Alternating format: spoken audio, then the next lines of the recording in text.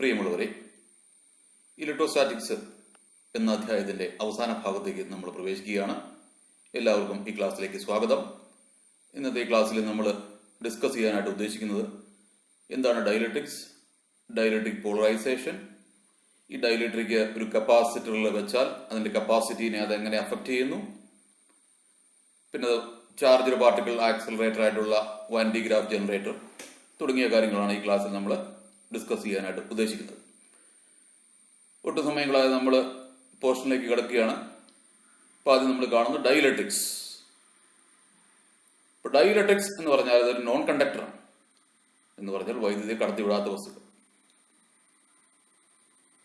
Dielectrics are non-conducting substances having negligible number of charges. എന്ന് പറഞ്ഞാൽ അതുകൊണ്ട് ഉദ്ദേശിക്കുന്നത് ഫ്രീ ചാർജസ്, അതായത് ഫ്രീ ഇലക്ട്രോൺസ് വളരെ നെഗ്ലിജിബിൾ ആണ് കണ്ടക്ടറുമായിട്ട് കമ്പയർ ചെയ്യുമ്പോൾ. ഇപ്പോൾ കണ്ടക്ടറിന്റെ പ്രത്യേകത എന്ന് പറയുന്നത് നമുക്കറിയാം, അതിനകത്ത് large number of free electrons ഉണ്ട്. ആ ഫ്രീ ഇലക്ട്രോൺസ് ആണ് ഇലക്ട്രിക്കൽ കണ്ടക്ടിവിറ്റി സാധ്യമാക്കുന്നത് തന്നെ. എന്നാൽ അങ്ങനെ ഫ്രീ ഇലക്ട്രോൺസ് ഇല്ലാത്ത ബൗണ്ടഡ് ആയിട്ടുള്ള ഇലക്ട്രോൺസ് ഉള്ള സബ്സ്റ്റൻസുകളെയാണ് നമ്മൾ ഡൈലക്ട്രിക്സ് എന്ന് വിളിക്കുന്നത്. അതായത് നോൺ കണ്ടക്ടേഴ്സ് തന്നെയാണ്. നോൺ കണ്ടക്ടേഴ്സിനെ നമ്മൾ ഇൻസുലേറ്റർ എന്നും പറയും. ഇൻസുലേറ്റർ എന്നുകൊണ്ട് പറഞ്ഞാൽ അതുകൊണ്ട് വിവക്ഷിക്കുന്നത് വൈദ്യുതിയെ കടത്തിവിടാത്ത വസ്തുക്കൾ എന്ന് തന്നെയാണ്. എന്നാൽ ഡൈലക്ട്രിക്സ് എന്ന് പറഞ്ഞാൽ, ഡൈലക്ട്രിക് മെറ്റീരിയൽ എന്ന് പറഞ്ഞാൽ, ആ ഡൈലക്ട്രിക് മെറ്റീരിയലിനെ ഒരു ഇലക്ട്രിക് ഫീൽഡിൽ വെച്ചാൽ അതിൽ ഇലക്ട്രിക് ചാർജസിനെ നമുക്ക് ഇൻഡ്യൂസ് ചെയ്യിക്കാം. അല്ലെങ്കിൽ അതിലൊരു ഫീൽഡ്, ഇലക്ട്രിക് ഫീൽഡ് പോളറൈസേഷൻ മൂലം ഒരു ഇലക്ട്രിക് ഫീൽഡ് അതിനുള്ളിൽ സംജാതമാവും. ഈ രണ്ട് വസ്തുക്കളും നോൺ കണ്ടക്ടേഴ്സ് തന്നെയാണ്, വൈദ്യുതി കടത്തിവിടാത്ത വസ്തുക്കളാണ്. ഉദാഹരണമായിട്ട് ഡൈലക്ട്രിക്കിന് ഉദാഹരണം പറയുകയാണെങ്കിൽ മൈക്ക, ഗ്ലാസ്, വാട്ടർ തുടങ്ങിയതൊക്കെ എയർ ഒക്കെ ഡൈലക്ട്രിക് സബ്സ്റ്റൻസുകളാണ്. നേരത്തെ നമ്മൾ മനസ്സിലാക്കിയതാണ്, ഒരു കണ്ടക്ടർ നമ്മളൊരു എക്സ്റ്റേണൽ ഇലക്ട്രിക് ഫീൽഡിൽ വെച്ചാൽ ആ കണ്ടക്ടറിൽ അപ്ലൈ ചെയ്തിരിക്കുന്ന ഫീൽഡിന് വിപരീതമായിട്ട്, തുല്യവും വിപരീതമായിട്ട് ഒരു ഇലക്ട്രിക് ഫീൽഡ് അതിൽ സംജാതമാകും. ഈ സീറോ എന്ന് പറയുന്ന ഒരു എക്സ്റ്റേണൽ ഫീൽഡ് അപ്ലൈ ചെയ്യുകയാണ്. ആ ഫീൽഡിൽ ഒരു കണ്ടക്ടർ വെച്ചിരുന്നാൽ ആ കണ്ടക്ടറിൽ അപ്ലൈഡ് ഫീൽഡിന് തുല്യവും വിപരീതമായിട്ട് ഒരു ഫീൽഡ് അതിൽ ഇൻഡ്യൂസ് ചെയ്യുന്നു. ഈ പി എന്ന് പറയുന്ന ഒരു പോളറൈസ്ഡ് ഫീൽഡ് അതിൽ ആ കണ്ടക്ടറിനുള്ളിൽ ഉണ്ടാവും. എഗെയിൻസ്റ്റ് ആയിട്ടാണ്. അപ്പം നമ്മൾ അപ്ലൈ ചെയ്തിരിക്കുന്ന ഫീൽഡ് വലത്തേക്കാണ്, അപ്പോൾ അവിടെ പോളറൈസ്ഡ് ഫീൽഡ് എന്ന് പറയുന്നത് ഇടത്തേക്കാണ്. അപ്പോൾ രണ്ട് ഫീൽഡും ഈക്വൽ ആൻഡ് ഓപ്പോസിറ്റ് ആയതുകൊണ്ട് രണ്ട് ഫീൽഡും ക്യാൻസൽ ചെയ്യുന്നു. എന്ന് പറഞ്ഞാൽ ആ കണ്ടക്ടറായിട്ടുള്ള ഒരു ബോഡിക്കുള്ളിൽ electric field, total electric field, net electric field എന്ന് പറയുന്നത് സീറോ ആയിരിക്കും. ഇലക്ട്രോസ്റ്റാറ്റിക് ഷീൽഡിംഗ് എന്നൊക്കെ പറയുന്ന കാര്യങ്ങൾ നമ്മൾ മനസ്സിലാക്കിയതാണ്. എന്നാൽ വലത് സൈഡിൽ കാണിച്ചിരിക്കുന്നത് ഒരു ഡൈലക്ട്രിക് സബ്സ്റ്റൻസ് ആണ്. ആ ഡൈലക്ട്രിക് സബ്സ്റ്റൻസും ഇതുപോലെ തന്നെ ഒരു എക്സ്റ്റേണൽ ഇലക്ട്രിക് ഫീൽഡിൽ വെച്ച് കഴിഞ്ഞാൽ അതിൽ ഒരു ഇലക്ട്രിക് ഫീൽഡ് ഇൻഡ്യൂസ് ചെയ്യും. ഇ പി എന്ന് പറയുന്നതാണ് അതിലെ ഇൻഡ്യൂസ്ഡ് ഫീൽഡ്. പക്ഷേ ആ ഫീൽഡിന്റെ മാഗ്നിറ്റ്യൂഡ് എന്ന് പറയുന്നത് അപ്ലൈഡ് ഫീൽഡിന്റെ അത്രയും കാണത്തില്ല. കാരണം അതിനകത്ത് ഇലക്ട്രോൺസ് ഡിസ്പ്ലേസ് ചെയ്യപ്പെടാനായിട്ട് ഇലക്ട്രോൺസിന്റെ എണ്ണം വളരെ കുറവാണ്. അപ്പൊ അതിലുള്ള ബൗണ്ടഡ് ഇലക്ട്രോൺസ് ആണ് ഡിസ്പ്ലേസ് ചെയ്യപ്പെടുന്നത്. ഇപ്പൊ പോസിറ്റീവ് ചാർജിന്റെ സമയത്തേക്ക് ബൗണ്ടഡ് ആയിട്ടുള്ള ഇലക്ട്രോൺസ് അട്രാക്ട് ചെയ്യപ്പെടുകയും മറ്റേ സൈഡിൽ പോസിറ്റീവ് പൊളാരിറ്റി രൂപപ്പെടുകയും ചെയ്യുന്നു. അതിന്റെ ഫലമായിട്ട് അതിനകത്തുള്ളൊരു ഇലക്ട്രിക് ഫീൽഡ് പോളറൈസേഷൻ മൂലം ഉണ്ടാകുന്നു. പക്ഷേ ആ ഫീൽഡിന്റെ സ്ട്രെങ്ത്, പോളറൈസ്ഡ് ഫീൽഡിന്റെ സ്ട്രെങ്ത് അല്ലെങ്കിൽ ഇന്റൻസിറ്റി ഇടത്തേക്ക് ആക്ട് ചെയ്യുന്നത് അപ്ലൈഡ് ഫീൽഡിനേക്കാൾ വളരെ കുറവായിരിക്കും. അപ്പൊ അതുകൊണ്ട് തന്നെ ഇതിനുള്ളിൽ ഒരു നെറ്റ് ഫീൽഡ് കാണും. ഈ ഡൈലക്ട്രിക്കിനകത്ത് ഒരു നെറ്റ് ഫീൽഡ് അതുകൊണ്ട് തന്നെ അവിടെ കാണുന്നുണ്ട് എന്നുള്ളത് ആണ് മനസ്സിലാക്കിയിരിക്കുന്നത്. അതാണ് ഡൈലക്ട്രിക്കും കണ്ടക്ടറും തമ്മിലുള്ള ഒരു പ്രധാന വ്യത്യാസം എന്ന് പറയുന്നത്. ഈ ഡൈലക്ട്രിക് സബ്സ്റ്റൻസിനെ നമുക്ക് രണ്ടായിട്ട് ക്ലാസിഫൈ ചെയ്യാം. പോളാർ സബ്സ്റ്റൻസസ് അതുപോലെ നോൺ പോളാർ സബ്സ്റ്റൻസസ് എന്ന് രണ്ടായിട്ട് നമുക്ക് ക്ലാസിഫൈ ചെയ്യാം. ഇപ്പൊ പോളാർ സബ്സ്റ്റൻസസ് അല്ലെങ്കിൽ പോളാർ മോളിക്യൂൾസ് എന്ന് പറഞ്ഞാൽ ആ സബ്സ്റ്റൻസിന് അല്ലെങ്കിൽ ആ മോളിക്യൂളിന് ഒരു പെർമനന്റ് ആയിട്ടുള്ള ഡൈപോൾ മൊമെന്റ് ഉണ്ട്. അത് ഇലക്ട്രിക് ഫീൽഡിലാണെങ്കിലും ഇലക്ട്രിക് ഫീൽഡിൽ അല്ലെങ്കിലും അതിലൊരു പെർമനന്റ് ആയിട്ടുള്ള ഡൈപോൾ മൊമെന്റ് പോളാർ മോളിക്യൂൾസിനുണ്ട്. ഉദാഹരണമായിട്ട് HCl മോളിക്യൂള് അല്ലെങ്കിൽ NaCl മോളിക്യൂള് എന്നൊക്കെ പറയുന്ന തരത്തിലുള്ള മോളിക്യൂൾസ് അല്ലെങ്കിൽ സബ്സ്റ്റൻസസ് പോളാർ സബ്സ്റ്റൻസസ് ആണ്, അല്ലെങ്കിൽ പോളാർ മോളിക്യൂൾസ് ആണ്. എന്ന് പറഞ്ഞാൽ അതിൽ പോസിറ്റീവ് ചാർജ് സെന്ററും നെഗറ്റീവ് ചാർജ് സെന്ററും ഡിസ്പ്ലേസ്ഡ് ആയിട്ടാണ് ഇരിക്കുക. കോയിൻസൈഡഡ് അല്ല, ഇലക്ട്രിക് ഫീൽഡിലാണെങ്കിലും ഇലക്ട്രിക് ഫീൽഡിൽ അല്ലെങ്കിലും. അതുകൊണ്ട് തന്നെ അതൊരു ഡൈപോൾ ആയിട്ട് ആക്ട് ചെയ്യും. അപ്പൊ ആ ഒരു മോളിക്യൂൾ എന്ന് പറയുന്നത് HCl മോളിക്യൂൾ എന്ന് പറയുന്നത് ഒരു ഡൈപോളാണ്. ഡൈപോളിനെ കുറിച്ച് നമ്മൾ കണ്ടതാണ്, equal and opposite charges separated by small distance. അതിനെയാണ് നമ്മൾ ഡൈപോൾ എന്ന് പറയുന്നത്. അപ്പോൾ HCl മോളിക്യൂള് അല്ലെങ്കിൽ NaCl മോളിക്യൂൾ എന്നൊക്കെ പറയുന്നത് ഡൈപോളാണ്, ഇലക്ട്രിക് ഡൈപോൾസ് ആണ്. അപ്പൊ അതുകൊണ്ട് തന്നെ അതിന് സ്വാഭാവികമായിട്ടൊരു ഡൈപോൾ മൊമെന്റ് ഉണ്ട്, പെർമനന്റ് ആയിട്ടുള്ള ഡൈപോൾ മൊമെന്റ് ഉണ്ട്. അത് ഇലക്ട്രിക് ഫീൽഡിലാണെങ്കിലും ഇലക്ട്രിക് ഫീൽഡിൽ അല്ലെങ്കിലും. അപ്പൊ അങ്ങനെയുള്ള മോളിക്യൂൾസിനെയാണ് അല്ലെങ്കിൽ സബ്സ്റ്റൻസിനെയാണ് പോളാർ കോമ്പൗണ്ട്സ് എന്ന് പറയുന്നത്. എന്നാൽ നോൺ പോളാർ മോളിക്യൂൾസ് അല്ലെങ്കിൽ നോൺ പോളാർ കോമ്പൗണ്ട്സ് എന്ന് പറഞ്ഞാൽ അതിന് പോസിറ്റീവ് ചാർജ് നെഗറ്റീവ് ചാർജ്, ഇപ്പൊ ആറ്റത്തിൽ പോസിറ്റീവ് ചാർജ് നെഗറ്റീവ് ചാർജ് ഉണ്ട്. ഇപ്പോൾ പോസിറ്റീവ് ചാർജുള്ള പ്രോട്ടോൺസും നെഗറ്റീവ് ചാർജുള്ള ഇലക്ട്രോൺസും ആണ്. ഇപ്പൊ പോസിറ്റീവ് ചാർജിന്റെ സെന്റർ, അതായത് പോസിറ്റീവ് ചാർജ് എല്ലാം കൂടെ ഒരു പോയിന്റിൽ കോൺസെൻട്രേറ്റ് ചെയ്ത് വെച്ചിരിക്കുന്നതായിട്ട് നമ്മൾ അസ്യൂം ചെയ്യുകയാണെങ്കിൽ അതിനെ നമ്മൾ പോസിറ്റീവ് ചാർജ് സെന്റർ എന്ന് പറയും. സെന്റർ ഓഫ് മാസ് എന്നുള്ള കൺസെപ്റ്റ് നമ്മൾ നേരത്തെ കണ്ടതുപോലെ തന്നെ. ഇപ്പൊ പോസിറ്റീവ് ചാർജിന്റെ സെന്ററും നെഗറ്റീവ് ചാർജ് സെന്ററും ഒരു പോയിന്റിലാണ് ആക്ട് ചെയ്യുക എന്ന് പറഞ്ഞാൽ കോയിൻസൈഡ് ചെയ്ത് നിൽക്കും. ഡിസ്പ്ലേസ്ഡ് അല്ല എന്ന് പറഞ്ഞാൽ അതിന്റെ അർത്ഥം എന്ന് പറയുന്നത് ഡൈപോൾ അല്ല. ഡൈപോൾ ആയിട്ട് നിൽക്കണമെങ്കിൽ പോസിറ്റീവ് ചാർജും നെഗറ്റീവ് ചാർജും ഡിസ്പ്ലേസ്ഡ് ആയിട്ട് നിൽക്കണം. ചെറിയൊരു അകലമാണെങ്കിൽ ഡിസ്പ്ലേസ്ഡ് ആയിട്ട് നിൽക്കണം. അപ്പൊ അത് ഡിസ്പ്ലേസ് ചെയ്ത് നിൽക്കാത്തടത്തോളം കാലം അത് ഡൈപോൾ മൊമെന്റ് അതിനില്ല, പെർമനന്റ് ഡൈപോൾ മൊമെന്റ് അതിനില്ല. അപ്പൊ അങ്ങനെയുള്ള മോളിക്യൂൾസിനെയാണ് നമ്മൾ നോൺ പോളാർ മോളിക്യൂൾസ് എന്ന് പറയുന്നത്. ഉദാഹരണമായിട്ട് നമ്മൾ പറഞ്ഞാൽ H2, N2, O2 എന്നൊക്കെ പറയുന്ന type molecules non polar molecules ആണ്. അപ്പൊ അതിന് പെർമനന്റ് ആയിട്ടുള്ള ഡൈപോൾ മൊമെന്റ് ഇല്ല. എന്നാൽ ഇങ്ങനെയുള്ള ഈ നോൺ പോളാർ ഡയലക്ട്രിക് മോളിക്യൂൾസിനെ, ഡയലക്ട്രിക് സബ്സ്റ്റൻസിനെ നമ്മൾ ഒരു എക്സ്റ്റേണൽ ഇലക്ട്രിക് ഫീൽഡിൽ വെച്ചാൽ ആ എക്സ്റ്റേണൽ ഫീൽഡിന്റെ ഇൻഫ്ലുവൻസ് കൊണ്ട് പോസിറ്റീവ് ചാർജ് സെന്ററും നെഗറ്റീവ് ചാർജ് സെന്ററും ഡിസ്പ്ലേസ് ചെയ്യപ്പെടും. അപ്പൊ അങ്ങനെ പോസിറ്റീവ് ചാർജ് സെന്ററും നെഗറ്റീവ് ചാർജ് സെന്ററും സ്ലൈറ്റ് ആയിട്ട് ഡിസ്പ്ലേസ് ചെയ്താൽ അതിന് ഡൈപോൾ മൊമെന്റ് കിട്ടും. അതായത് ഡൈപോൾ മൊമെന്റ് അതിൽ ഇൻഡ്യൂസ് ചെയ്യപ്പെടുന്നു. എപ്പോൾ ഈ പറഞ്ഞിരിക്കുന്ന നോൺ പോളാർ മോളിക്യൂൾസ് ഒരു എക്സ്റ്റേണൽ ഫീൽഡിൽ വെച്ചാൽ അതിലൊരു ഡൈപോൾ മൊമെന്റ് ഇൻഡ്യൂസ് ചെയ്യപ്പെടും.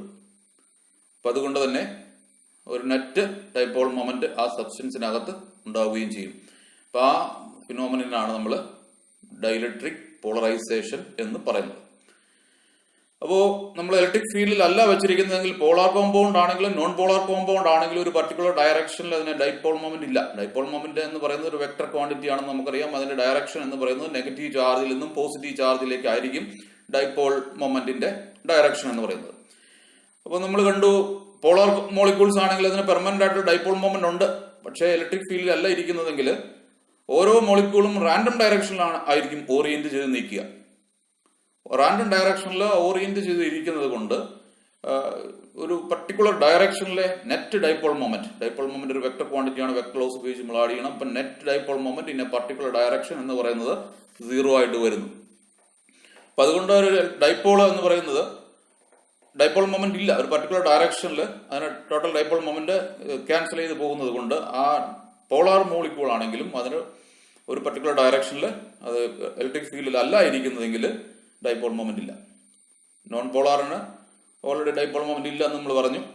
എന്നാൽ പോളാർ കോമ്പൗണ്ട് മോളിക്യൂൾ ആയാലും നോൺ പോളാർ മോളിക്യൂൾ ആയാലും ഒരു എക്സ്റ്റേണൽ ഇലക്ട്രിക് ഫീൽഡിൽ വെച്ച് കഴിഞ്ഞാൽ ആ എക്സ്റ്റേണൽ ഫീൽഡിന് പാരലായിട്ട് ഈ ഡൈപോൾ അലൈൻ ചെയ്യപ്പെടും. നമ്മൾ പഠിച്ചിട്ടുണ്ട്, ഒരു ഡൈപോൾ എന്ന് പറയുന്ന എക്സ്റ്റേണൽ ഫീൽഡിൽ വെച്ചാൽ അതിൽ ടോർക്ക് ആക്ട് ചെയ്യുന്നുണ്ട്. P ക്രോസ് C അല്ലെങ്കിൽ PE സൈൻ തീറ്റ എന്ന് പറയുന്ന ടോർക്ക് അതിൽ ആക്ട് ചെയ്യുന്നുണ്ട്. അപ്പൊ ആ ടോർക്കിന്റെ ഫലമായിട്ട് ഈ ഡൈപോൾ ടേൺ ചെയ്തിട്ട് ആ ഫീൽഡിന് പാരലായിട്ട് അലൈൻ ചെയ്യും. പാരലായിട്ട് അലൈൻ ചെയ്യുമ്പോഴാണ് അങ്ങനെ ഇക്വിലിബ്രിയത്തിൽ ഇരിക്കാനായിട്ട് സാധിക്കുക. അപ്പോൾ പോളാർ മോളിക്യൂൾ ആണെങ്കിലും നോൺ പോളാർ മോളിക്യൂൾ ആണെങ്കിലും ഈ ഫീൽഡിന് പാരലായിട്ട് അലൈൻ ചെയ്യുന്നത് കൊണ്ട് ആ ഫീൽഡിന്റെ ഡയറക്ഷനിൽ ഒരു നെറ്റ് ഡൈപോൾ മൊമെന്റ് അവിടെ രൂപപ്പെടുന്നുണ്ട്. അപ്പൊ അങ്ങനെ നെറ്റ് ഡൈപോൾ മൊമെന്റ് ആ ഒരു ഡൈലക്ട്രിക് സബ്സ്റ്റൻസിൽ ഇൻഡ്യൂസ് ചെയ്യുന്ന ഫിനോമിനാണ് നമ്മൾ ഡൈലക്ട്രിക് പോളറൈസേഷൻ എന്ന് പറയുന്നത്. ഇപ്പൊ അവിടെ ഫിഗറിൽ നോൺ പോളാർ മോളിക്യൂളും പോളാർ മോളിക്യൂളും കാണിച്ചിരിക്കുന്നു. അപ്പൊ അത് ഇലക്ട്രിക് ഫീൽഡിൽ വെച്ചിരിക്കുന്നതാണ് വലത് സൈഡിൽ കാണിച്ചിരിക്കുന്നത്. ഇലക്ട്രിക് ഫീൽഡിൽ വെച്ചാൽ ഫീൽഡിന് പാരലായിട്ട് ആ മോളിക്യൂൾസ് അലൈൻ ചെയ്യപ്പെട്ടിരിക്കുന്നു. അപ്പൊ ഇത് ഒരു ഇലക്ട്രിക് ഫീൽഡിൽ ഒരു സബ്സ്റ്റൻസ്, ഒരു ഡൈലക്ട്രിക് സബ്സ്റ്റൻസ് വെച്ചിരിക്കുന്നതാണ്. ഇപ്പൊ ഡൈലക്ട്രിക് സബ്സ്റ്റൻസിൽ ഇലക്ട്രോൺസിന്റെ എണ്ണമൊക്കെ വളരെ കുറച്ചേ ഉള്ളൂ. ഇപ്പൊ ഇലക്ട്രോൺസ് എന്ന് പറയുന്നത് പോസിറ്റീവ് ചാർജുള്ള പ്ലേറ്റിന്റെ സമീപത്തേക്ക് ഡിസ്പ്ലേസ് ചെയ്യപ്പെട്ടിരിക്കുന്നു. നെഗറ്റീവ് ചാർജ് പോസിറ്റീവ് ചാർജിന്റെ സമീപത്തേക്കും മറു സൈഡിൽ പോസിറ്റീവ് ചാർജിന്റെ കോൺസെൻട്രേഷൻസ് ഡിസ്പ്ലേസ് ചെയ്യപ്പെട്ടിരിക്കുന്നു. അപ്പൊ അതാണ് പോളറൈസേഷൻ ഒരു സബ്സ്റ്റൻസിൽ അല്ലെങ്കിൽ ഒരു മോളിക്യൂളിൽ ഉണ്ടാകുന്നത്. അപ്പൊ അതൊരു ഡൈപോളായിട്ട് ആക്ട് ചെയ്യുകയും ചെയ്യും. അപ്പോൾ ഈ ഫിനോമിനാണ് നമ്മൾ ഇലക്ട്രിക് പോളറൈസേഷൻ എന്ന് പറയുന്നത്. Process of producing electric dipole moment. by an electric field in a dipole. ഒരു ഡയലക്ട്രിക്കിൽ ഇലക്ട്രിക് ഫീൽഡിന്റെ ഇൻഫ്ലുവൻസ് കൊണ്ട് ഡൈപോൾ മൊമെന്റ് ഇൻഡ്യൂസ് ചെയ്യുന്ന ആ ഫിനോമിനാണ് നമ്മൾ ഇലക്ട്രിക് പോളറൈസേഷൻ എന്ന് പറയുന്നത്. അപ്പൊ അങ്ങനെ ഇതിന്റെ ഫലമായിട്ട് ഒരു നെറ്റ് ഡൈപോൾ മൊമെന്റ് ഉണ്ടാകുന്നു. ബട്ട് അങ്ങനെ ഇൻഡ്യൂസ് ചെയ്യപ്പെടുന്ന dipole moment per unit volume, അതിനെയാണ് നമ്മൾ ഇന്റൻസിറ്റി ഓഫ് പോളറൈസേഷൻ അല്ലെങ്കിൽ സിംപ്ലി പോളറൈസേഷൻ എന്ന് പറയുന്നത്. ക്യാപിറ്റൽ പി എന്ന് പറയുന്ന ലെറ്റർ ഉപയോഗിച്ച് നമ്മൾ റെപ്രസെന്റ് ചെയ്യും. ഇപ്പോൾ ഒരു ഡൈപോൾ മൊമെന്റ് ഉണ്ടാകുന്നുണ്ട്. ഡൈപോൾ മൊമെന്റിന്റെ ഡയറക്ഷൻ എന്ന് പറയുന്നത് എക്സ്റ്റേണൽ ഫീൽഡിന്റെ ഡയറക്ഷനിൽ തന്നെയാണ്, നമ്മൾ അപ്ലൈ ചെയ്തിരിക്കുന്ന ഫീൽഡിന്റെ ഡയറക്ഷനിൽ തന്നെയാണ്.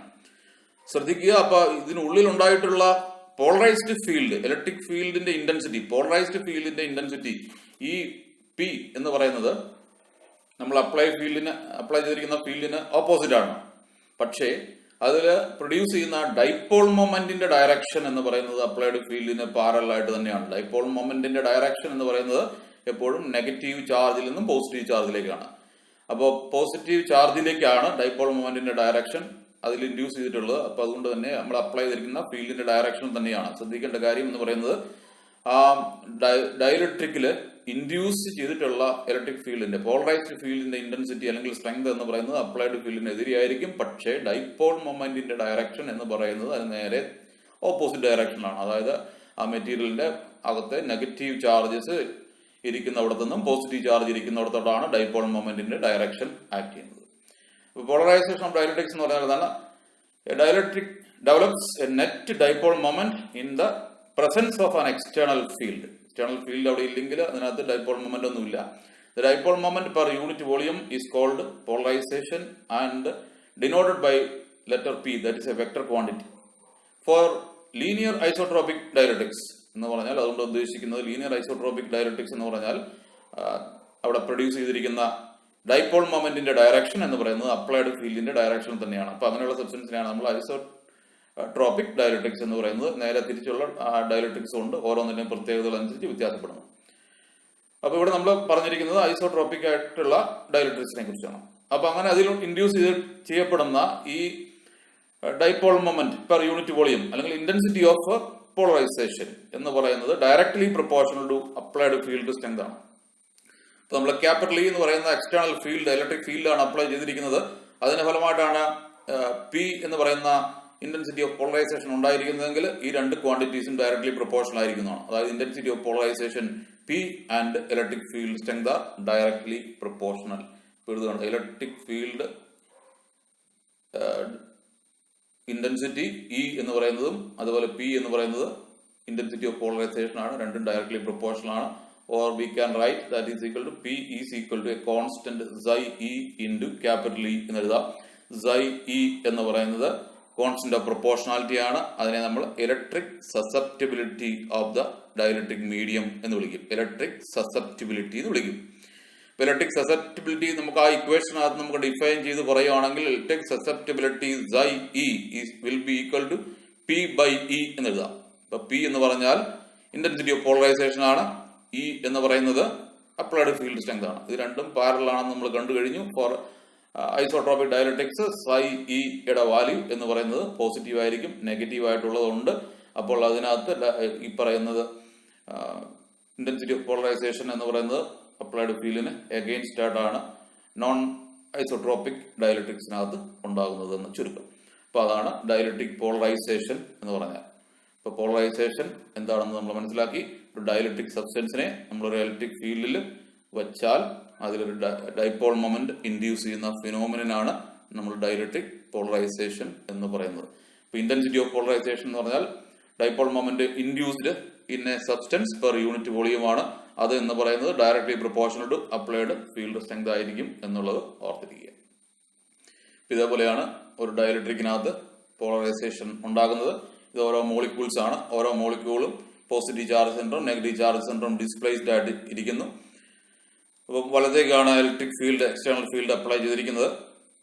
അപ്പം അതുകൊണ്ട് തന്നെ ഈ ഓരോ മോളിക്യൂൾസും ഓരോ ഡൈപോൾസ് ആയിട്ട് മാറ്റപ്പെടുന്നു. ഡിസ്പ്ലേസ് ചെയ്യപ്പെട്ടിരിക്കുന്ന പോസിറ്റീവ് ചാർജ് സെന്ററും നെഗറ്റീവ് ചാർജ് സെന്ററും ഡിസ്പ്ലേസ് ചെയ്യപ്പെട്ടിരിക്കുന്നു. അപ്പൊ ഇതിന്റെ ലെഫ്റ്റ് എൻഡിൽ അപ്പോൾ നെഗറ്റീവ് ചാർജസ് ആണ്. ആ നെഗറ്റീവ് ചാർജ് ക്യാൻസൽ ചെയ്ത് പോകുന്നില്ല. എന്നാൽ ഇതിന്റെ നടുക്കുള്ള സ്ഥലത്ത് ഓരോ മോളിക്യൂൾസ് അടുത്ത് വരുന്നിടത്ത് പോസിറ്റീവ് പൊളാരിറ്റി ഉണ്ട്, നെഗറ്റീവ് പൊളാരിറ്റി ഉണ്ട്, അടുത്തടുത്ത് മോളിക്യൂൾസ് വരുന്നിടത്ത്. അപ്പൊ അതുകൊണ്ട് അവ തമ്മിൽ ക്യാൻസൽ ചെയ്ത് പോകുന്നു. ഏറ്റവും ഇടത് സൈഡിലും വലത് സൈഡിലും ക്യാൻസൽ ചെയ്ത് പോകാത്ത ചാർജസ് ഇരിക്കുന്നു. ലെഫ്റ്റ് ഫേസിൽ അപ്പൊ നെഗറ്റീവ് ചാർജ്, അതുപോലെ റൈറ്റ് ഫേസിൽ പോസിറ്റീവ് ചാർജ് കാണുന്നു. അപ്പൊ ഒരു ചാർജ് ഡെൻസിറ്റി സിഗ്മ പി എന്ന് പറയുന്നത് പോളറൈസ്ഡ് ഫീൽഡിന്റെ സർഫസ് ചാർജ് ഡെൻസിറ്റിയാണ് സിഗ്മ പി എന്ന് പറയുന്നത്.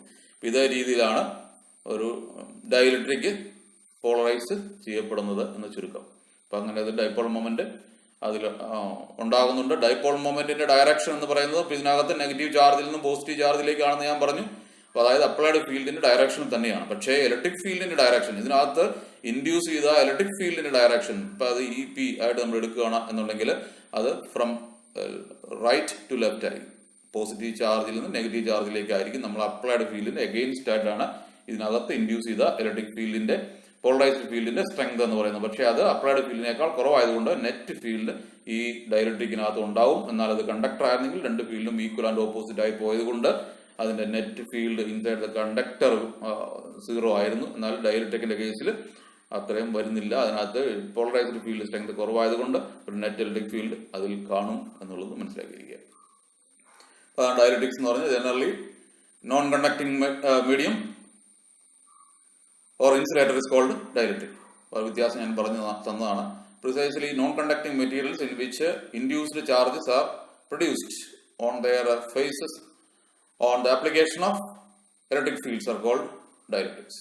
അതാണ് ഡൈഇലക്ട്രിക്സ് എന്ന് പറഞ്ഞാൽ examples air, iodine, glass, mica, paraffin, wax, transformer oil തുടങ്ങിയതൊക്കെ ഡൈഇലക്ട്രിക്സിന് എക്സാമ്പിൾസ് ആണ്. പോളറൈസേഷൻ ഓഫ് ഡൈഇലക്ട്രിക് ഫീൽഡ് എന്നോട് കാണുക. When a non polar dielectric slab is subjected to an electric field, dipoles are induced or dipole moments. Dipole ആയിട്ട് മാറുന്നു, അതുവഴി dipole മൊമെന്റുകൾ കിട്ടുന്നു. Due to the separation of effective positive and negative charge centres. ഓരോ മോളിക്യൂൾസും ശ്രദ്ധിക്കുക, അതിലും positive charge സെന്ററും നെഗറ്റീവ് ചാർജ് സെന്ററും സെപ്പറേറ്റഡ് ആകുന്നു ഈ ഫീൽഡിന്റെ ഇൻഫ്ലുവൻസ് കൊണ്ട്. അപ്പൊ അതുകൊണ്ട് തന്നെ അതിനുള്ളിൽ ഒരു ഇലക്ട്രിക് ഫീൽഡ് ഉണ്ടാകുന്നു. ഈ 0 എന്ന് പറയുന്നത് അപ്ലൈഡ് ഫീൽഡ് ആണ്. ഇ പി എന്ന് പറഞ്ഞിരിക്കുന്നത് പോളറൈസ്ഡ് ഫീൽഡ് സ്ട്രെങ്ത് ആണ്. അപ്പൊ അത് ഓപ്പോസിറ്റ് ഡയറക്ഷനാണ്. അപ്പൊ അതുകൊണ്ട് തന്നെ ഈ എൻ എന്ന് പറയുന്നത് ഒരു നെറ്റ് ഇലക്ട്രിക് ഫീൽഡ് ആണ്. ആ net electric field inside the dielectric. അപ്പൊ അത് കിട്ടണമെന്നുണ്ടെങ്കിൽ ഈ 0 എന്ന് പറയുന്നത് അപ്ലൈഡ് ഫീൽഡ്, അത് പോസിറ്റീവിൽ നിന്നും നെഗറ്റീവ് താഴേക്കാണ് അപ്ലൈഡ് ഫീൽഡിന്റെ ഡയറക്ഷൻ എന്ന് പറയുന്നത്. അപ്പൊ ഇതിനകത്തുണ്ടാകുന്ന പോളറൈസ്ഡ് ഫീൽഡിന്റെ സ്ട്രെങ്ത് എന്ന് പറയുന്നത് മുകളിലേക്കായിരിക്കും. E P and E 0 are opposite in direction. Therefore net field En എന്ന് പറയുന്നത് നെറ്റ് ഫീൽഡ് ആണ് inside the dielectric E0 minus EP. That is, the field is reduced when a dielectric slab is introduced. ഇപ്പൊ dielectric slab ഈ പറഞ്ഞ പ്ലേറ്റിന് parallel പ്ലേറ്റിന് ഇടയ്ക്ക് വെച്ചാൽ ചാർജ് ചെയ്ത് വെച്ചിരിക്കുന്ന ഓപ്പോസിറ്റ് ചാർജ് ചെയ്ത് വെച്ചിരിക്കുന്ന യൂണിഫോം ഫീൽഡിലേക്ക് നമ്മൾ ഈ പറഞ്ഞിരിക്കുന്ന ഒരു ഡൈഇലക്ട്രിക് സ്ലാബ് ഇൻട്രൊഡ്യൂസ് ചെയ്ത് കഴിഞ്ഞാൽ എന്ത് സംഭവിക്കുന്നതാണ് കണ്ടത്? Field strength will be reduced. അപ്പൊ ഇവിടെ പോളറൈസേഷൻ മൂലം ഉണ്ടാകുന്ന ഫീൽഡ് കുറയുന്നത് കൊണ്ടാണ്. ഇപ്പൊ ഡൈഇലക്ട്രിക് കോൺസ്റ്റന്റ് അല്ലെങ്കിൽ ഡൈഇലക്ട്രിക് സ്ട്രെങ്ത് എന്ന് പറയുന്നത് ആ മെറ്റീരിയലിനെ ആശ്രയിച്ചിട്ടാണ് ഇരിക്കുക. ഇപ്പൊ ഡൈഇലക്ട്രിക് സ്ട്രെങ്ത് എന്ന് പറഞ്ഞിരിക്കുന്നത് ഡിഫൈൻ ചെയ്ത് വെച്ചിരിക്കുന്നത് അപ്ലൈഡ് ഫീൽഡ് സ്ട്രെങ്ത്. അപ്പൊ നമ്മൾ അപ്ലൈ ചെയ്യുന്ന ഫീൽഡ് പുറത്തെ ഫീൽഡിന്റെ സ്ട്രെങ്ത് ഈ 0 ആണ് എന്ന് വിചാരിക്കുക, divided by net field inside the dielectric. അപ്പൊ net field inside the dielectric എന്ന് പറയുന്നത് E0 മൈനസ് EP ആണ്. അപ്പൊ ഡൈഇലക്ട്രിക് കോൺസ്റ്റന്റ് അല്ലെങ്കിൽ ഡൈഇലക്ട്രിക് സ്ട്രെങ്ത് എന്ന് പറഞ്ഞാൽ K is equal to E0 divided by E0 minus EP ആയിരിക്കും. അപ്പൊ അതിനെയാണ് നമ്മൾ ഡൈഇലക്ട്രിക് കോൺസ്റ്റന്റ് എന്ന് വിളിക്കുന്നത്. അപ്പൊ ഡൈഇലക്ട്രിക് കോൺസ്റ്റന്റ് എന്ന് പറഞ്ഞാൽ അത് ആ ഡൈഇലക്ട്രിക് മെറ്റീരിയലിന്റെ റിലേറ്റീവ് പെർമിറ്റിവിറ്റി ആയിരിക്കും. എപ്സിലോൺ ആർ എന്ന് നമ്മൾ നേരത്തെ കേട്ടിട്ടുണ്ട്. അപ്പൊ എപ്സിലോൺ ആർ എന്ന് പറയുന്നത് റിലേറ്റീവ് പെർമിറ്റിവിറ്റി എന്ന് പറയുന്നത് തന്നെ ആയിരിക്കും ആ മെറ്റീരിയലിന്റെ ഡൈഇലക്ട്രിക് സ്ട്രെങ്ത് എന്ന് പറയുന്നത്. റിലേറ്റീവ് പെർമിറ്റിവിറ്റി എന്ന് പറഞ്ഞാൽ എപ്സിലോൺ ബൈ എപ്സിലോൺ ആർ. അപ്പൊ അതാണ് ഈ പറഞ്ഞിരിക്കുന്ന ആ മെറ്റീരിയലിന്റെ ഡൈഇലക്ട്രിക് സ്ട്രെങ്ത് എന്ന് പറയുന്നത്. ഇങ്ങനെയുള്ള ഈ ഡൈഇലക്ട്രിക് മെറ്റീരിയൽ നമ്മൾ ഒരു കപ്പാസിറ്ററിന്റെ പാരലൽ പ്ലേറ്റ് കപ്പാസിറ്ററിന്റെ പ്ലേറ്റുകൾക്കിടയ്ക്ക് ഒരു ഡൈഇലക്ട്രിക് സ്ലാബ് ഇൻട്രൊഡ്യൂസ് ചെയ്തിരിക്കുകയാണ്. അപ്പൊ അങ്ങനെ ഇൻട്രൊഡ്യൂസ് ചെയ്ത് കഴിഞ്ഞാൽ എന്ത് മാറ്റമാണ് അതിന്റെ കപ്പാസിറ്റിക്ക് വരുന്നത് എന്ന് നമ്മളൊന്ന് ശ്രദ്ധിക്കാനായിട്ട് പോകുന്നു. ഇപ്പൊ ഇവിടെ പാരലൽ പ്ലേറ്റ് കപ്പാസിറ്റർ, മുകളിലത്തെ പ്ലേറ്റിന് പോസിറ്റീവ് ചാർജും താഴത്തെ നെഗറ്റീവ് ചാർജും കൊടുത്തിരിക്കുന്നത് യൂണിഫോം ഇലക്ട്രിക് ഫീൽഡ് ആണ്.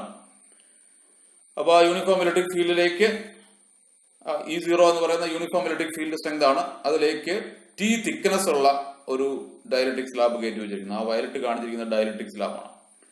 അപ്പൊ T തിക്നെസ് ഉള്ള ഡയലക്ട്രിക് സ്ലാബ് ഈ പറഞ്ഞ കപ്പാസിറ്ററിന്റെ ഇടയ്ക്ക് കയറ്റി വച്ചിരിക്കുന്നു. അപ്പൊ കപ്പാസിറ്ററിന്റെ പ്ലേറ്റുകൾ തമ്മിലുള്ള അകലം D ആണ്. D is the distance between the two plates. Metal plates തമ്മിലുള്ള ഡിസ്റ്റൻസ് എന്ന് പറയുന്നത് D ആണ്. അപ്പോൾ ഈ പ്ലേറ്റുകൾ തമ്മിലുള്ള പൊട്ടൻഷ്യലിന് എന്ത് വ്യത്യാസം സംഭവിക്കുന്നു? Potential difference between the two plates, metal plates എന്ന് പറയുന്നത് E0 into D minus T എന്ന് പറയുന്നത് എയറിലൂടെ നമ്മൾ D minus T ദൂരമാണ് യൂണിറ്റ് ചാർജിനെ മൂവ് ചെയ്യിക്കേണ്ടത്. അപ്പൊ അവിടുത്തെ ഫീൽഡിന്റെ സ്ട്രെങ്ത് എന്ന് പറയുന്നത് E0 ആണെങ്കിൽ E0 into D minus T എന്ന് പറയുന്നത് ആ എയറിലൂടെ യൂണിറ്റ് ചാർജിനെ മൂവ് ചെയ്യിക്കാൻ വേണ്ടി വരുന്ന വർക്കാണ്. പ്ലസ് അത് മാത്രം പോരാ, ഈ ഡയലക്ട്രിക്കിനകത്തൂടെ യൂണിറ്റ് ചാർജിനെ മൂവ് ചെയ്യിക്കണം. അപ്പൊ ഡയലക്ട്രിക്കിനകത്തൂടെ മൂവ് ചെയ്യിക്കണമെങ്കിൽ ഡയലക്ട്രിക് മെറ്റീരിയലിനുള്ളിലുള്ള നെറ്റ് ഫീൽഡ് എന്ന് പറയുന്നത് EN ആണ്.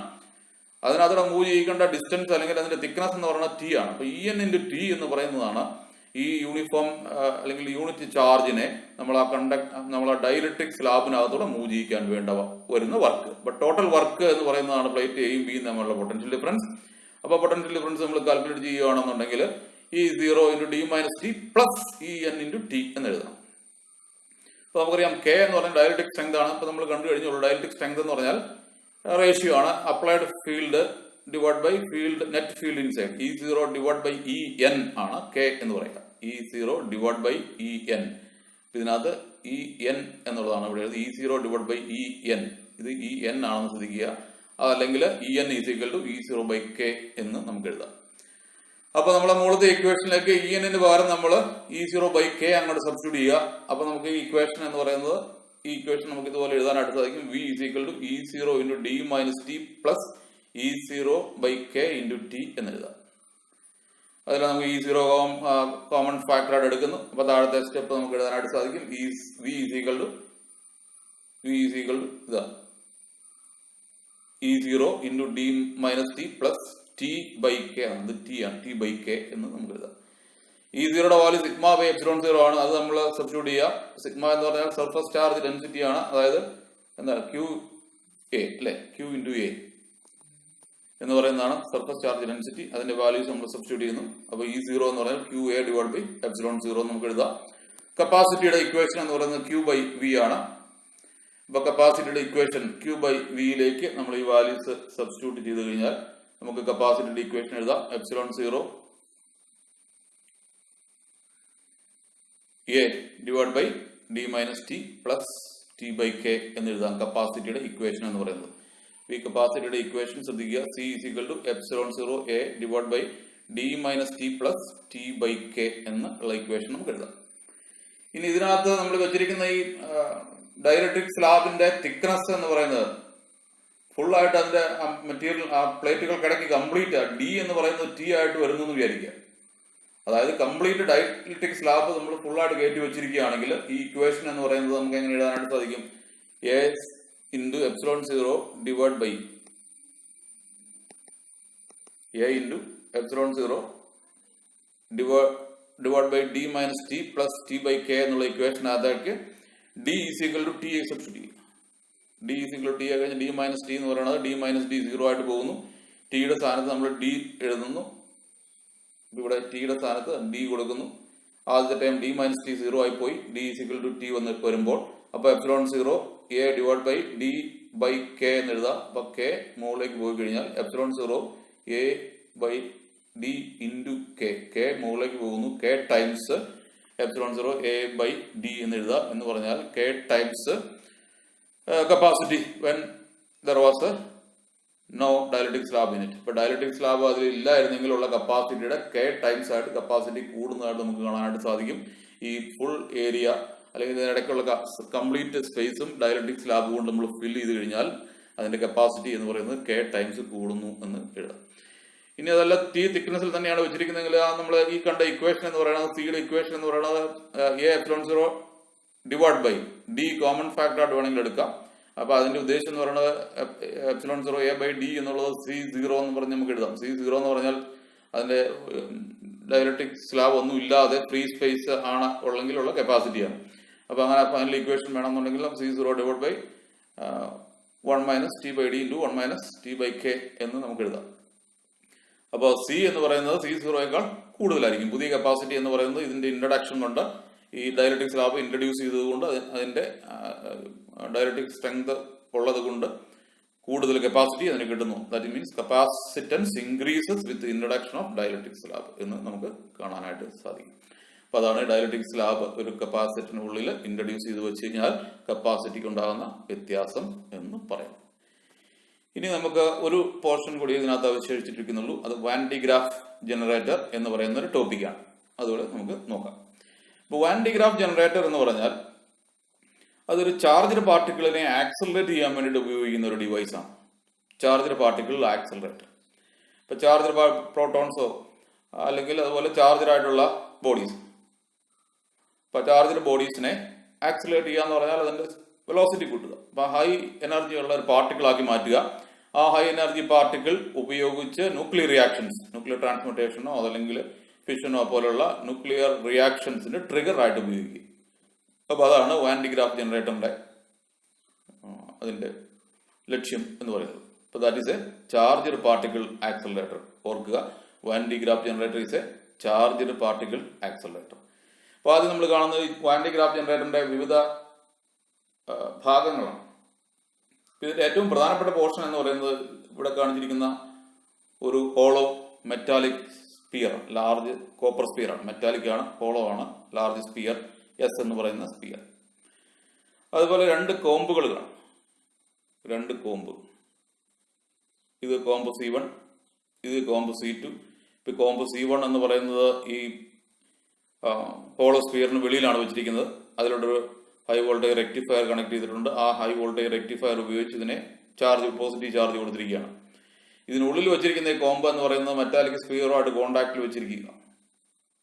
അപ്പൊ അങ്ങനെ C1, C2 എന്ന് പറയുന്ന രണ്ട് ഷാർപ്പ് പോയിന്റഡ് ആയിട്ടുള്ള കോമ്പ് എന്ന് പറഞ്ഞാൽ കോമ്പിന്റെ ഷേപ്പിലിരിക്കുന്നത് ബ്രഷ് ഒന്നുകൊണ്ട് അത് ഉദ്ദേശിക്കുന്നുള്ളൂ. കോമ്പിന്റെ ഷേപ്പിലിരിക്കുന്ന ആ ഒരു കണ്ടക്ടർ. പിന്നെ അതുപോലെ രണ്ട് പുള്ളീസ് P1 ആൻഡ് P2 എന്ന് പറയുന്ന രണ്ട് പുള്ളീസ് ഉണ്ട്. P1 എന്ന് പറയുന്ന പുള്ളി ഇതിന് വെളിയിലാണ്, നമ്മുടെ ഹോളോ സ്പിയറിന് വെളിയിലാണ്. P2 എന്ന് പറയുന്ന പുള്ളി ഈ ഹോളോ സ്പിയറിന് ഉള്ളിലാണ്. അപ്പൊ ആ രണ്ട് പുള്ളീസിലൂടെ ഒരു ബെൽറ്റ്, ഇൻസുലേറ്റർ കൊണ്ട് ഉണ്ടാക്കിയിരിക്കുന്ന എൻഡ്ലെസ് ആയിട്ടുള്ള ബെൽറ്റാണ് റൊട്ടേറ്റ് ചെയ്യുന്നത്. അത് റൊട്ടേറ്റ് ചെയ്യിക്കുന്നത് ഒരു മോട്ടോർ ഉപയോഗിച്ചാണ്. ഇവിടെ വെച്ചിരിക്കുന്ന ഒരു മോട്ടോർ ഉപയോഗിച്ച്, ഇലക്ട്രിക് മോട്ടോർ M എന്ന് പറയുന്ന ഇലക്ട്രിക് മോട്ടോർ ഉപയോഗിച്ച് ആ ബെൽറ്റിനെ റൊട്ടേറ്റ് ചെയ്യിക്കുന്നു. പിന്നെ രണ്ട് ഇൻസുലേറ്റിംഗ് സ്റ്റാൻഡുകൾ ഉപയോഗിച്ചിരിക്കുന്നു. ഇൻസുലേറ്റിംഗ് സ്റ്റാൻഡ്സ് ഉപയോഗിച്ച് ഹോളോ മെറ്റാലിക് സ്പിയറിനെ ഉറപ്പിച്ച് വെച്ചിരിക്കുന്നു. പിന്നെ ഗ്യാസ് ഡിസ്ചാർജ് ട്യൂബ് ഉണ്ട്. ഡിസ്ചാർജ് ട്യൂബിനകത്താണ് ചാർജ് പാർട്ടിക്കിളിനെ വെച്ചിരിക്കുക. അതുപോലെ ടാർജറ്റ് T എന്ന് പറഞ്ഞിരിക്കുന്ന ടാർജറ്റാണ്. ടാർജറ്റിലാണ് ന്യൂക്ലിയർ റിയാക്ഷൻസ് നടത്താൻ വേണ്ടിയിട്ടുള്ള ന്യൂക്ലിയർ ടാർജറ്റ് ആണ് T എന്ന് പറഞ്ഞു വെച്ചിരിക്കുന്നത്. അപ്പൊ അതാണ് ഇതിന്റെ ഭാഗങ്ങൾ, വാൻഡി ഗ്രാഫ് ജനറേറ്ററിന്റെ പ്രധാന ഭാഗങ്ങൾ. വാൻഡി ഗ്രാഫ് ജനറേറ്ററിന്റെ ഏറ്റവും പ്രധാനപ്പെട്ട ഭാഗം എന്ന് പറയുന്നത് ഹോളോ മെറ്റാലിക് സ്പിയർ ആണ്. ആ സ്പിയറിലേക്ക് ചാർജ് കൊടുത്ത് ഹൈ പൊട്ടൻഷ്യലാക്കി മാറ്റി അത് ഉപയോഗിച്ച് മറ്റൊരു ചാർജ് പാർട്ടിക്കിളിനെ ആക്സലറേറ്റ് ചെയ്യുന്നതിന് വേണ്ടിയിട്ടാണ് ഈ വാൻഡി ഗ്രാഫ് ജനറേറ്റർ ഉപയോഗിക്കുന്നത്. ഇതിന്റെ working principle of A Van de Graaff generator. അപ്പൊ അതിന് രണ്ട് ഭാഗങ്ങളാണ് പ്രധാനമായിട്ടുള്ളത്. അപ്പൊ ആദ്യത്തെ പ്രധാനപ്പെട്ട ഭാഗം എന്ന് പറയുന്നത് ഇവിടെ രണ്ട് സ്പിയേഴ്സ് കൺസിഡർ ചെയ്യുക. ഫിഗറിനകത്ത് നിങ്ങൾക്ക് കാണാം ഒരു ഔട്ടർ സ്പിയറും ഒരു inner sphere. Outer sphere radius കൂടിയ സ്പിയർ ആണ്, ഇന്നർ സ്പിയർ റേഡിയസ് കുറഞ്ഞാണ്. ഔട്ടർ സ്പിയറിന്റെ റേഡിയസ് ക്യാപിറ്റൽ ആറും ഇന്നർ സ്പിയറിന്റെ റേഡിയസ് സ്മോൾ ആറും ആണെന്ന് വിചാരിക്കുക. ഔട്ടർ സ്പിയറിലേക്ക് ക്യാപിറ്റൽ Q ചാർജ് കൊടുത്തിട്ടുണ്ട്. ക്യാപിറ്റൽ Q എന്ന് പറയുന്നത് ലാർജ് ആയിട്ടുള്ള ചാർജ് ആണ്. അപ്പൊ ക്യാപിറ്റൽ Q ചാർജ് ഔട്ടർ സ്പിയറിൽ കൊടുത്തിട്ടുണ്ടെങ്കിൽ അതിന്റെ പൊട്ടൻഷ്യൽ എന്ന് പറയുന്നത് നമ്മൾ പഠിച്ചിട്ടുണ്ട്. ഒരു സ്പിയർ മെറ്റാലിക് സ്പിയർ ആണ്. അപ്പൊ അതിന്റെ റേഡിയസ് 6, ചാർജ് Q കൂളമ്പ് കൊടുത്തിട്ടുണ്ടെങ്കിൽ അതിന്റെ പൊട്ടൻഷ്യൽ എന്ന് പറയുന്നതിന്റെ ഇക്വേഷൻ എന്ന് പറയുന്നത് ഇതാണ്. V 1/4πε0 ക്യാപിറ്റൽ Q/R എന്ന് പറയുന്നത് ഔട്ടർ സ്പിയറിന്റെ പൊട്ടൻഷ്യലാണ്. ഉള്ളിൽ വെച്ചിരിക്കുന്ന സ്പിയർ, ആ ഉള്ളിൽ വെച്ചിരിക്കുന്ന സ്പിയറിലേക്ക് സ്മോൾ ചാർജ് Q കൊടുത്തിരിക്കുന്നു. അപ്പൊ സ്മോൾ ചാർജ് Q കൊടുത്തു കഴിഞ്ഞാൽ അത് പ്രൊഡ്യൂസ് ചെയ്യുന്ന പൊട്ടൻഷ്യൽ ആ സ്മോൾ സ്പിയറിൽ, ആ സ്മോളർ റേഡിയസ് ഉള്ള ആ സ്പിയറിൽ, ഉള്ളിലിരിക്കുന്ന സ്പിയറിൽ പ്രൊഡ്യൂസ് ചെയ്യുന്ന പൊട്ടൻഷ്യലിന്റെ ഇക്വേഷൻ ആണ് 1/4πε0 സ്മോൾ Q/r എന്ന് പറഞ്ഞിരിക്കുന്നത്. അത് എന്ന് പറയുന്നത് ആ സ്പിയറിന്റെ ഉള്ളിലിരിക്കുന്ന ഇന്നർ സ്പിയറിന്റെ സർഫസിലുള്ള പൊട്ടൻഷ്യൽ ആണെന്നുള്ളതാണ്. അപ്പോൾ ലാർജ് സ്ഫിയർ മൂലമുള്ള പൊട്ടൻഷ്യൽ എന്ന് പറഞ്ഞാൽ 1/4πε0 ക്യാപിറ്റൽ Q ബൈ R ആണ്. ഇനി ഈ ഇന്നർ സ്പിയറിന്റെ സർഫസിലെ പൊട്ടൻഷ്യൽ നമ്മൾ എടുക്കുന്നു. ഇന്നർ സ്പിയറിലെ സർഫസിലെ പൊട്ടൻഷ്യൽ. അപ്പൊ ആ സർഫസിലെ പൊട്ടൻഷ്യൽ പ്രൊഡ്യൂസ് ചെയ്യുന്നത് ഔട്ടർ സ്പിയറും പ്രൊഡ്യൂസ് ചെയ്യുന്നുണ്ട്, അതുപോലെ ഇന്നർ സ്പിയറും സർഫസ് പൊട്ടൻഷ്യൽ പ്രൊഡ്യൂസ് ചെയ്യുന്നുണ്ട്. അപ്പൊ ഔട്ടർ സ്പിയറിൽ Q ചാർജ് ഇരിക്കുന്നു. അപ്പൊ അത് മൂലം പ്രൊഡ്യൂസ് ചെയ്യുന്ന പൊട്ടൻഷ്യൽ, സർഫസ് പൊട്ടൻഷ്യലിന്റെ value 1/4πε0 Q by capital R ആണ് നമ്മൾ കണ്ടു. അത് തന്നെയാണ് ഉള്ളിലുള്ള എല്ലാ സ്ഥലത്തും അത് പ്രൊഡ്യൂസ് ചെയ്യുന്ന ഇലക്ട്രിക് പൊട്ടൻഷ്യലിന്റെ വാല്യൂ എന്ന് പറയുന്നത് 1/4πε0 Q by R. Equipotential surface ആണ്. അപ്പോ ഈ ഇന്നർ സ്പിയറിന്റെ സർഫസിലും ഔട്ടർ സ്പിയറിലെ ചാർജ് പൊട്ടൻഷ്യൽ പ്രൊഡ്യൂസ് ചെയ്യുന്നുണ്ട്. അതിന്റെ value 1/4πε0 Q by capital R ആണ്. അതുപോലെ ഇന്നർ സ്പിയറിന്റെ സർഫസിലും പൊട്ടൻഷ്യൽ ഉണ്ട്. അത് 1/4πε0 small Q by small R ആണ്. അപ്പൊ ടോട്ടൽ പൊട്ടൻഷ്യൽ എന്ന് പറയുന്നത് ഇന്നർ സ്പിയറിലെ പൊട്ടൻഷ്യൽ എന്ന് പറയുന്നത് ഇതാണ്. Inner sphere V small r equal to 1/4πε0 small Q by small r plus capital Q by capital R. അതുപോലെ ഔട്ടർ സ്പിയറിലെ പൊട്ടൻഷ്യൽ എന്ന് പറയുന്നത് ടോട്ടൽ പൊട്ടൻഷ്യൽ ആണ്. 1/4πε0 small Q by capital R plus capital Q by capital R. അപ്പൊ നമ്മൾ കണ്ടു 1/4πε0 capital Q by capital R എന്ന് പറയുന്നത് പൊട്ടൻഷ്യൽ ആണ്, ഔട്ടർ സർഫസിലെ പൊട്ടൻഷ്യൽ ആണ്. അത് കൂടാതെ ഇന്നർ സ്പിയറിൽ സ്മോൾ Q ചാർജ് ഇരിക്കുന്നത് കൊണ്ട് അതും ഇതിന്റെ ഔട്ടർ സർഫസിൽ ചാർജ് പ്രൊഡ്യൂസ് ചെയ്യുന്നുണ്ട്. അതാണ് 1/4πε0 small Q by capital R.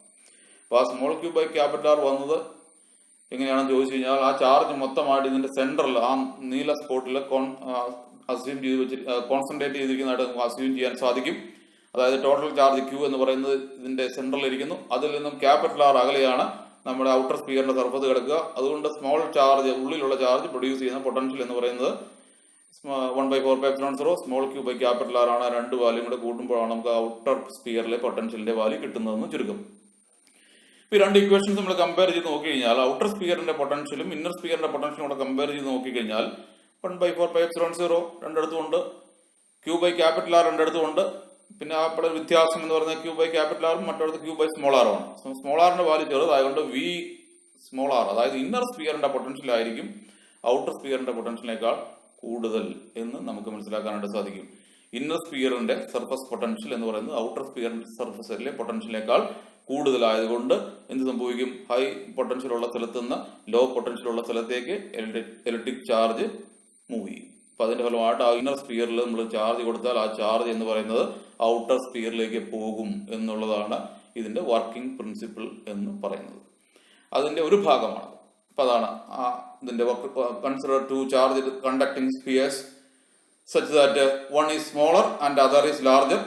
When the smaller one is kept inside larger one and connected together, charge from the similar one is transferred to a larger shell irrespective of higher potential of the larger shell. That is, the charge resides in the outer surface of the outer shell and the potential of the outer shell increases considerably. ഇപ്പൊ നമ്മൾ ഇതിനുള്ളിലേക്ക് ഒരു charge, സ്പിയറിനുള്ളിലേക്ക് ഒരു charge കൊടുത്താൽ ആ charge എന്ന് പറയുന്നത് അവിടെ ഇരിക്കാതെ outer സ്പിയറിന്റെ സർഫസിലേക്ക് spread ചെയ്ത് പോകുന്നു എന്നുള്ളതാണ് അതിന്റെ ആദ്യത്തെ ഭാഗം എന്ന് പറയുന്നത്. രണ്ടാമത്തെ ഭാഗം എന്ന് പറയുന്നത് ഷാർപ്പ് ആയിട്ടുള്ള പോയിന്റഡ് എഡ്ജസിന്റെ ഒരു പ്രത്യേകതയാണ്. അപ്പൊ പോയിന്റഡ് ആയിട്ടുള്ള എഡ്ജസിന്റെ പ്രത്യേകത എന്ന് പറഞ്ഞാൽ ചാർജ് കോൺസെൻട്രേഷൻ അവിടെ കൂടുതലായിരിക്കും. അതുകൊണ്ട് തന്നെ അതിനോട് ചേർന്നിട്ടുള്ള എയറിനെ അത് ചാർജ് ചെയ്യിക്കും. ചാർജിങ് ബൈ കണ്ടക്ഷൻ ആണ് എന്ന് പറഞ്ഞാൽ ആ കോമ്പിനോട് ചേർന്നിരിക്കുന്ന എയർ മോളിക്യൂൾസിന് സിമിലർ പോസിറ്റീവ് ആണെങ്കിൽ പോസിറ്റീവ് ചാർജ് തന്നെ കിട്ടുന്നു. അതിന്റെ ഫലമായിട്ട് അത് റിപ്പൽ ചെയ്ത് ആ ബെൽറ്റിലേക്ക് ചാർജ് സ്പ്രേ ചെയ്യിക്കുന്നു. അപ്പൊ അതാണ് ആക്ഷൻ ഓഫ് പോയിന്റ്സ് എന്ന് പറയാം. Sharp pointed surface of a conductor have large surface charge densities. Surface charge density എന്ന് പറയുന്നത് ചാർജ് ബൈ ഏരിയ ആണ്. ഏരിയ കുറവാണെങ്കിൽ പോയിന്റുള്ള എഡ്ജിന് ഏരിയ കുറവാണ്, അപ്പൊ സർഫസ് ചാർജ് ഡെൻസിറ്റി കൂടുതലായിരിക്കും. And hence the electric field created by them is very high compared to the dielectric strength of the air. Dielectric airന്റെ സ്ട്രെങ്തിനെ അപേക്ഷിച്ചിട്ട് അവിടുത്തെ ഇലക്ട്രിക് ഫീൽഡ് സ്ട്രെങ്ത് വളരെ കൂടുതലായിരിക്കും. Therefore, air surrounding these conductors get ionized and the charges are repelled by the charged pointed conductors, causing discharging action known as corona discharge or action of points.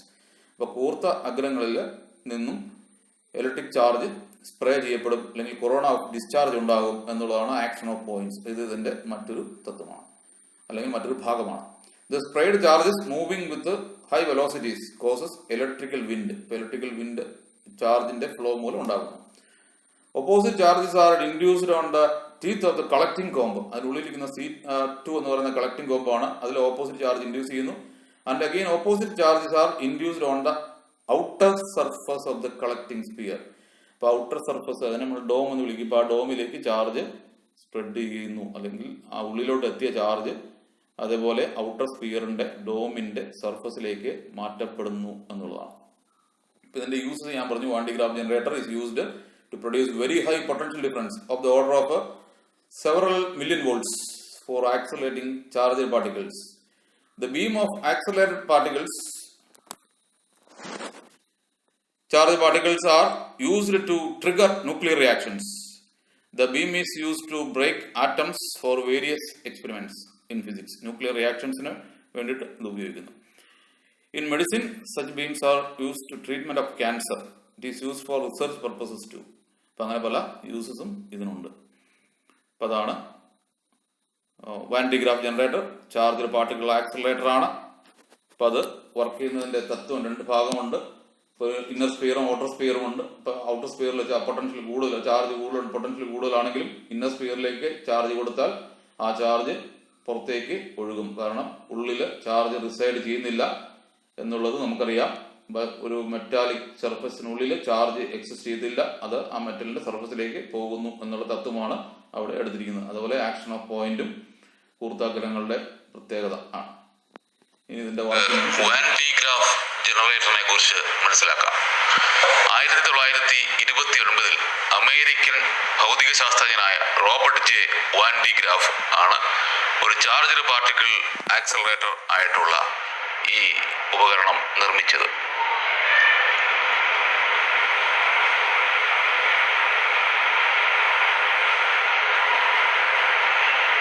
ഇതിന്റെ പ്രധാന ഭാഗങ്ങൾ ഏതൊക്കെയാണ് എന്ന് നമുക്ക് നോക്കാം.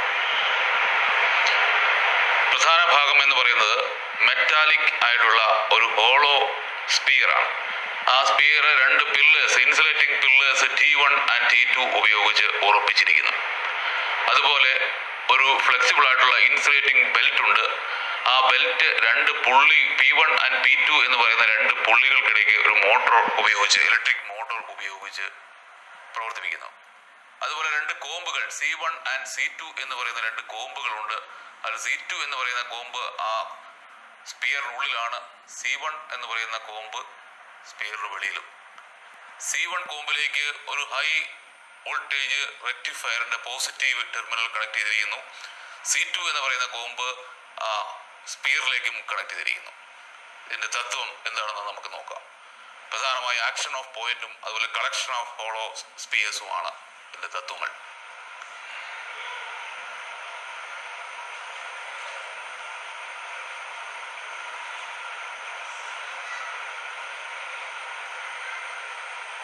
ഇതിന്റെ പ്രവർത്തനം എങ്ങനെയാണെന്ന് ഇപ്പോൾ നമുക്ക് നിരീക്ഷിക്കാം. ഇലക്ട്രിക് മോട്ടോർ ഉപയോഗിച്ച് ആ ബെൽറ്റ് പ്രവർത്തിപ്പിക്കുന്നു.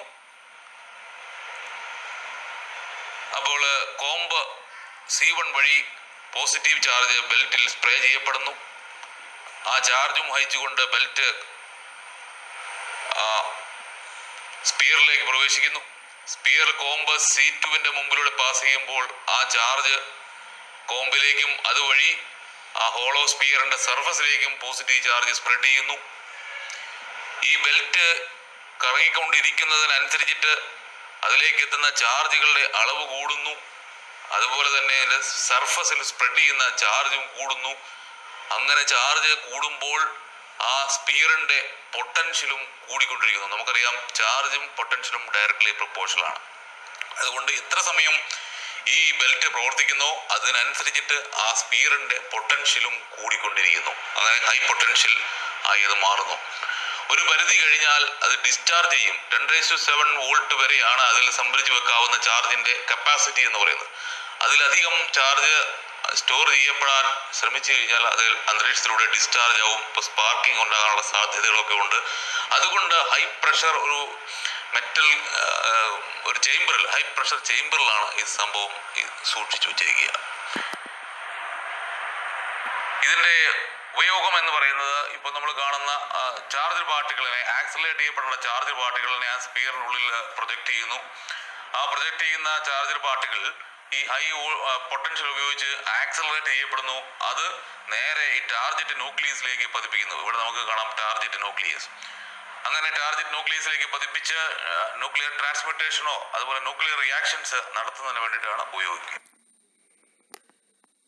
അപ്പോൾ ഇതോടുകൂടി നമ്മുടെ ഇലക്ട്രോസ്റ്റാറ്റിക്സ് എന്നുള്ള ഭാഗം പൂർത്തിയായിരിക്കുകയാണ്. ഈ രണ്ട് ചാപ്റ്ററുകൾ, ഇലക്ട്രിക് ഫീൽഡും അതുപോലെ ഇലക്ട്രിക് പൊട്ടൻഷ്യലും എന്ന് ചേരുന്ന ഈ രണ്ട് ചാപ്റ്ററുകൾ കൂടുന്നതാണ് ഇലക്ട്രോസ്റ്റാറ്റിക്സ് എന്ന യൂണിറ്റ്. അപ്പോൾ ആ യൂണിറ്റ് ഇവിടെ പൂർത്തിയായിരിക്കുകയാണ്. അപ്പോൾ ശ്രമിച്ച എല്ലാവർക്കും നന്ദി. Thank you.